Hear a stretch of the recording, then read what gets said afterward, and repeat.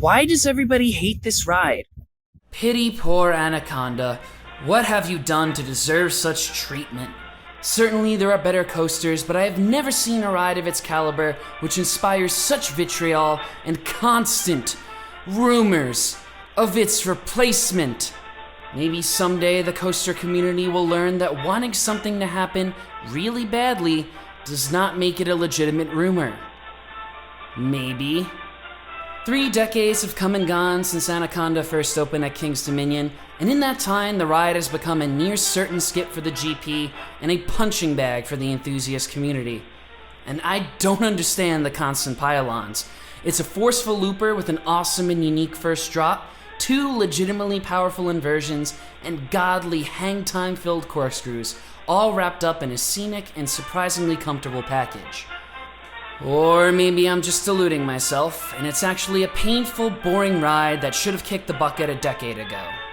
I decided I'm going to find out, the only way I know how, by riding it a bunch of times in a row. This is Anaconda.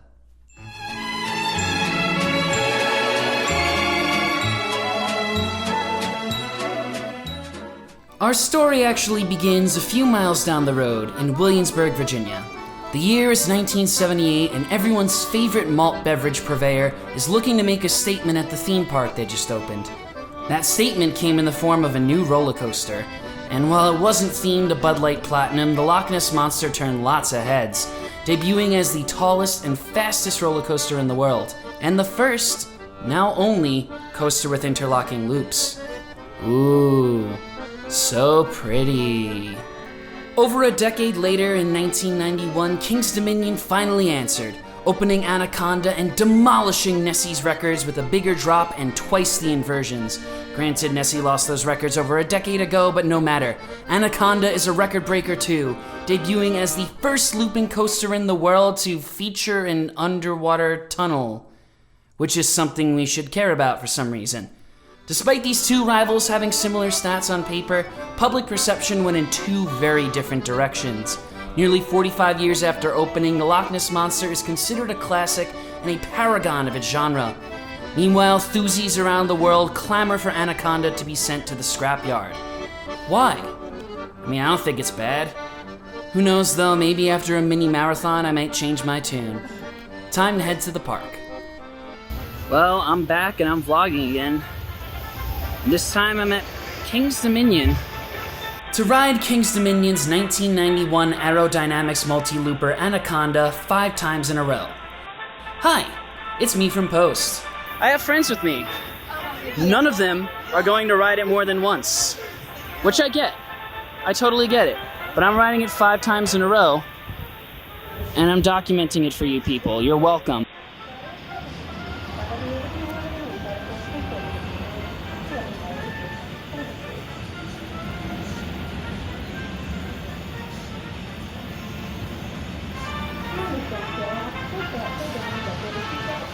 Alright, here we go. Front row for number 1. Are you all excited to ride this 20 times? Sure. 20 times in a row, yeah? They can tell we're excited.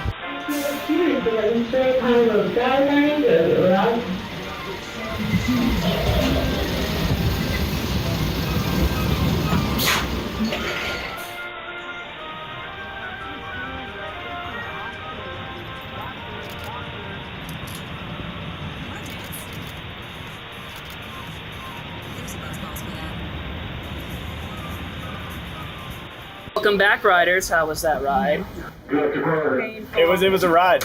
Yeah, you're It was a ride, yeah. You okay? Yeah, I went upside down. Yeah, they're not faring very well, and they've done 1. Okay, why didn't they like it? I guess we need to deep dive a little bit and discover why the worst arrow looper in Virginia is so hated.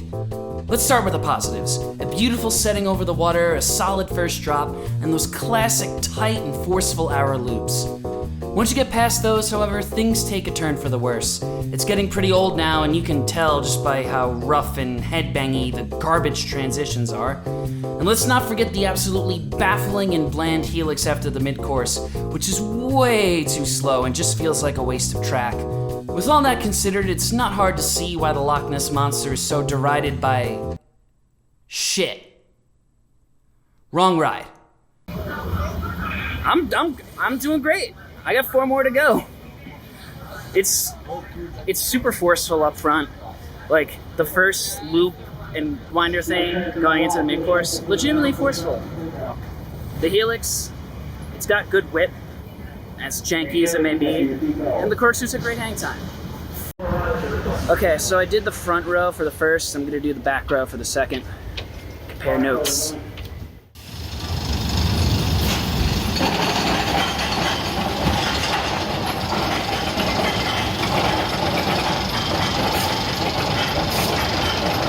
The train next to us is completely empty. No one on it. They're just letting me stay on it. So I'm doing that. Ride number 3 right after ride number 2, same row, second and back row. Let's do it. Okay, the restraint's not. Okay, 2 and 3 back to back in the second to last row. I will admit that my stomach is starting to bother me a little, but it's not the ride. Trust me, it's not the ride. Definitely not all the shakiness. That's not the reason my stomach's bothering me. It's something else. Yeah, something else. Anyway, the back is different, but I like it probably more. First drop is kind of wild. You get a good ejector pop over the top of the hill.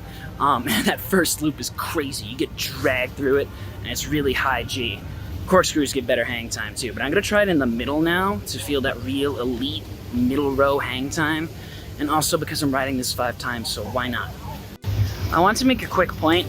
This ride isn't empty because everyone hates Anaconda, I swear. This ride is empty because King's Dominion is empty. We're here on a Monday in August, and there's nobody here.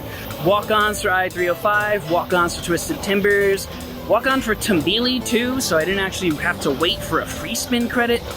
Yeah, come to King's Dominion on a Monday. This is great.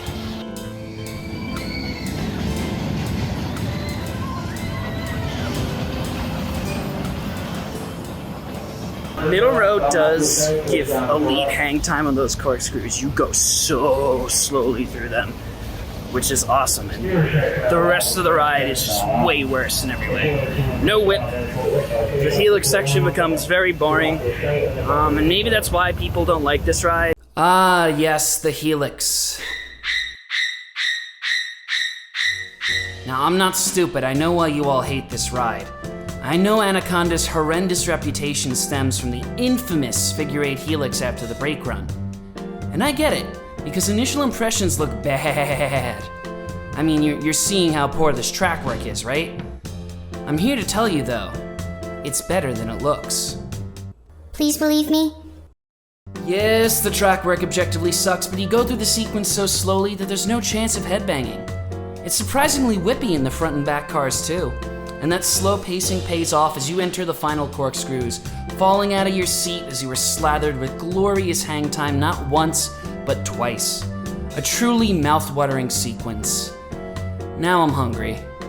Then there's the other common complaint with Anaconda, and that's the ride's roughness. I think that's a major reason why enthusiasts wimp out and head for those middle rows. I mean, I think it's fine. It's certainly more comfortable than Grizzly. Maybe a final ride will change my tune once and for all. Going for the last ride in the front. Sure, my head hurts a little bit, but I've done stupider things to myself. Front row it is, here we come.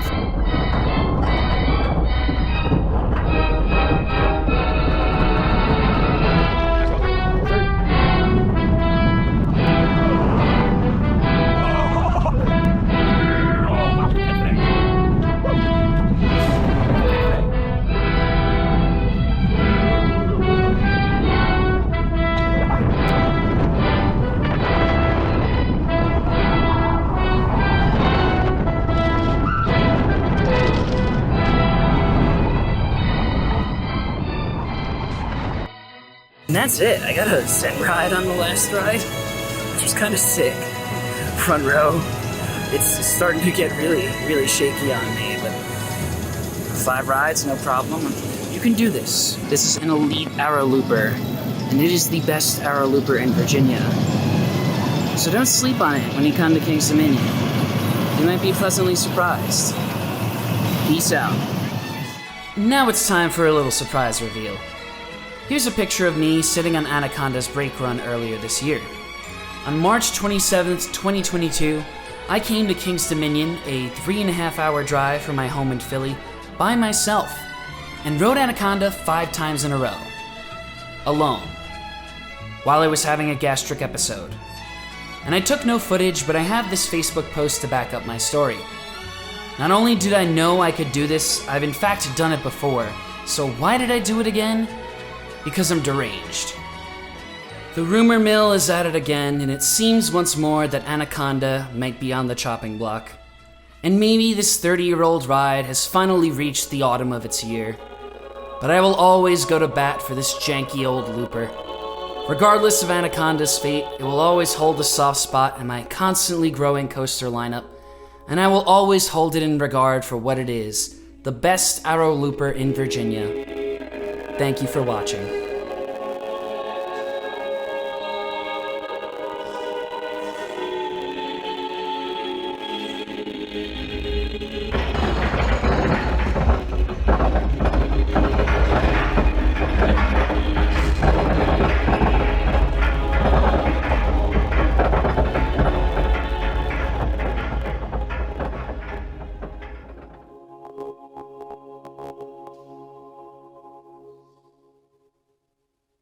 A little postscript. I just rode I-305 twice in basically the back row, and that was the craziest fucking thing I've ever done. I love this ride so much. Don't do it twice in a row. It's very physically demanding. I was literally blacked out until the top of the first airtime hill. As you can tell right now, I'm barely hanging in there.